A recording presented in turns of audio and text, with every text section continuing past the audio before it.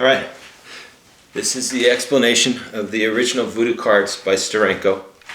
Guy Hollingsworth has a really nice one, which I'll do in another video, and then I have a new one that's a lot more sophisticated than this. This is for beginners, but this is still a beautiful effect. It's completely impromptu card effect.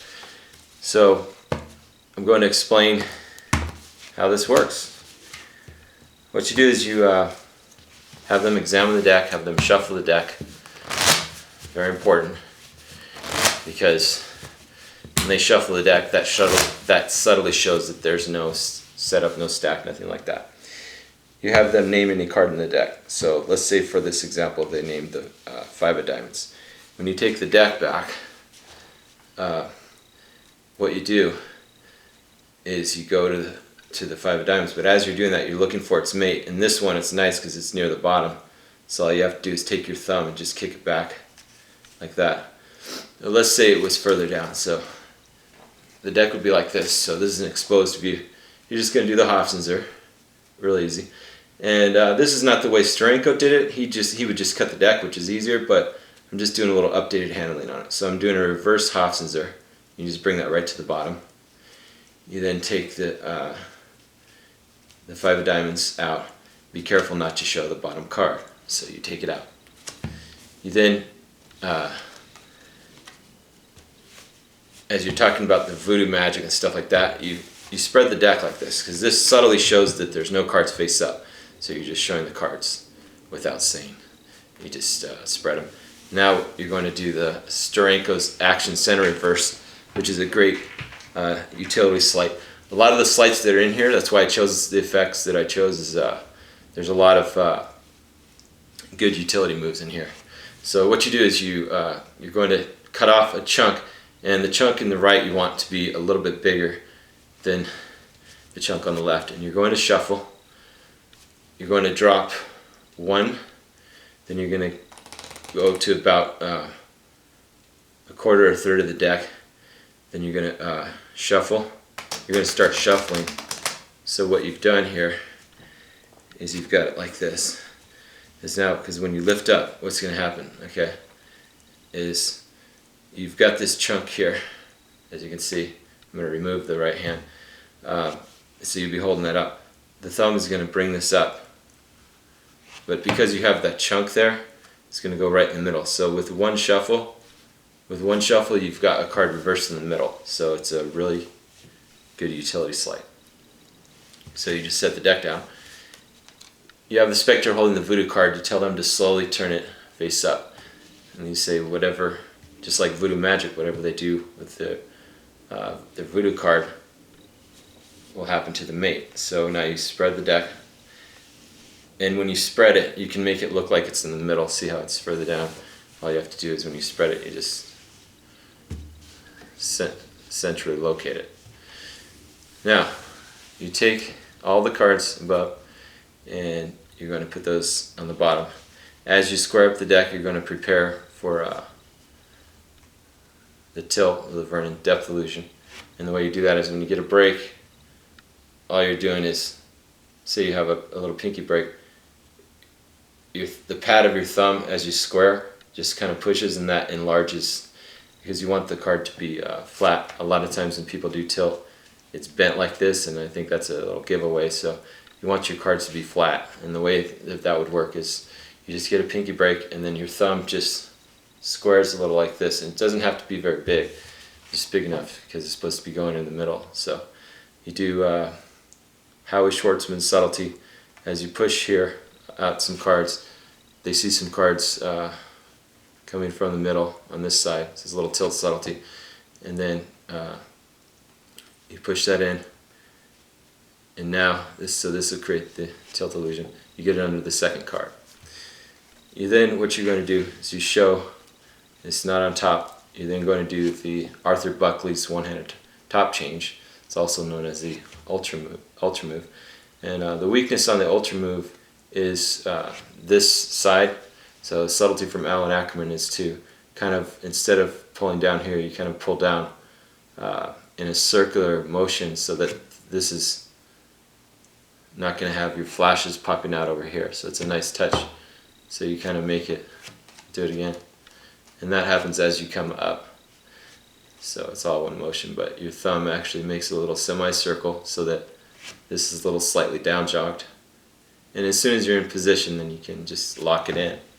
But you're just showing it's not on top and then not on bottom. Now what you're going to do is Fred Roner change, and this is another great utility sleight. It's from Stranko on cards. And what you're going to do is, as you're talking about the Voo-Doo card and you pick it up, and you talk about how unpredictable it is, and your Voo-Doo magic patter, what you do is you hold the card just like this with the thumb and the fingers, and then you're going to tell them to hold out their hand. And as you do that, that's a slight misdirection, because what you're doing back here is your thumb is going to just push one card so that it's just barely bent like that. And then this is the switch. As you come down, it's going to switch it like this. And then this is going to be right here. So that's done slowly, but you want to do it kind of fast, not too fast. It's kind of a smooth switch, so that will look like this as you tell them to hold out their hand. And you can use your hand to kind of block your angles here, because they're seeing the card, so they're going to think that you set it down. And so there's the move there. Now what you've got this one reversed on the bottom. So it's very important when you do this, you want to emphasize the 5 of diamonds. The card that they named is the Voo-Doo card, so you want to emphasize your card, the Voo-Doo card, and then you tell them to hold out their hand. You make the switch, your hand can help block the switch. So there's the switch, okay, that leaves it here. So they're putting their hand on their Voo-Doo card, so you emphasize 5 diamonds as you do that. You're then going to do a little move of Alan Ackerman. As you take the deck, because you have this on bottom and then you need to put it in the middle without doing a pass, so you're going to do kind of like a subtle pass. You're going to fan half the deck. You're going to take a chunk like this, and this is exposing the angle. You're going to fan as if you're fanning the whole deck, but see, actually you've got about, half the cards here, or you can do a little less, whatever, just so that it's easier then, so you have more cards here. So I'll just do a little less like that, then you're going to fan, and it just looks like you're fanning the deck to show everything. And then what you're going to do is your first finger is going to push down on this packet here, so that so I'll expose it, as you bring this and scroll this up, you're actually loading that into the middle, as you can see. So that's going to be kind of like a Hofzinser with a packet, and that's going to load it right into the middle. So that will just look like you just fan the deck, and then you've just set it down. And when you set it down, you want to set it down, face down. You then tell them to take their card. They'll lift up their hand. You tell them to slowly turn over the Voo-Doo card, and you say, and right before that you say, turn over your Voo-Doo card, the 5 of diamonds Voo-Doo card. So then they turn it over, and then it changes to the 5 of hearts. So it's a nice little transposition. And then you spread the deck, and then you reveal in the middle is the Voo-Doo card. Now you're going to take the Voo-Doo card, and I'm going to show you some different ideas with this, because there's a couple different ways to do this. For the last phase, you put this into the middle. What Stranko did was he did a side steal, and once you do the side steal, okay, he would side steal it out like that. That's exposing it, and then he would just load that to the bottom, but it's still kind of at an angle like this. Then he would just, as you riffle, you would just reverse it. So you can use the table edge to cover, which is a nice idea that I thought about doing. But if you don't have the table edge, then you can just do it. But once the card goes into the middle, you can dribble the cards. Then as you square up, you can do the whole move fairly fast. And using the table edge is nice, because see, you're blocking out any flash that might pop out. So I like to use a table edge, but if you don't have that, then you're just going to pop it, because it happens fairly fast. So that's the action on it. Okay. An alternative handling would be to do like a Bill Simon or Hobson's or switch, which is to, as you come up, to line up a double, and then you have this on your ring finger, and then you make like a switch here, so that your Hobsons are in it to the bottom, and then as you square up the deck here, and this is a nice way to do it because you can have them push it back in, supposedly.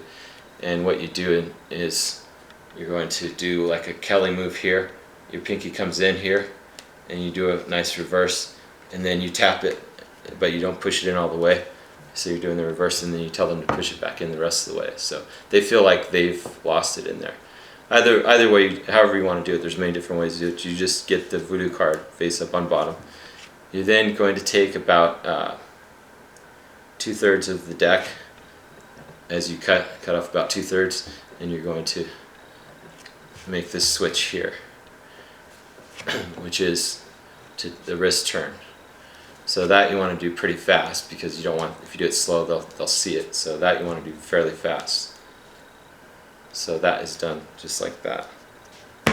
You spread these to show. Obviously you can't spread these. I mean, there is a way to spread these if you want to spread them, and then as you're spreading these, you just do a wrist kill, which can happen under the table. There's a lot of different theory on this, but we'll just simplify it. Just take 2/3 of the deck, and you break off, and you turn the wrists, so the right hand this way and that way. So you show these, you shuffle. Now when you shuffle, you want to have a bigger chunk, which you're kind of hiding that fact, because you want to do a tight shuffle, but then once you're almost done, then you want to turn here. And the reason why is you want to have like a pretty big chunk, like I had, but you want to hide that chunk just by kind of turning. And then they think you shuffled face up and face down. You turn over the Voo-Doo card's mate, and then you say whatever happens to the Voo-Doo card happens to its mate. You show all the cards unmixed. They're all face up except for one face down. You then turn those over. So there you go. That's a very effective beginner effect. It's a Voo-Doo card, so have fun.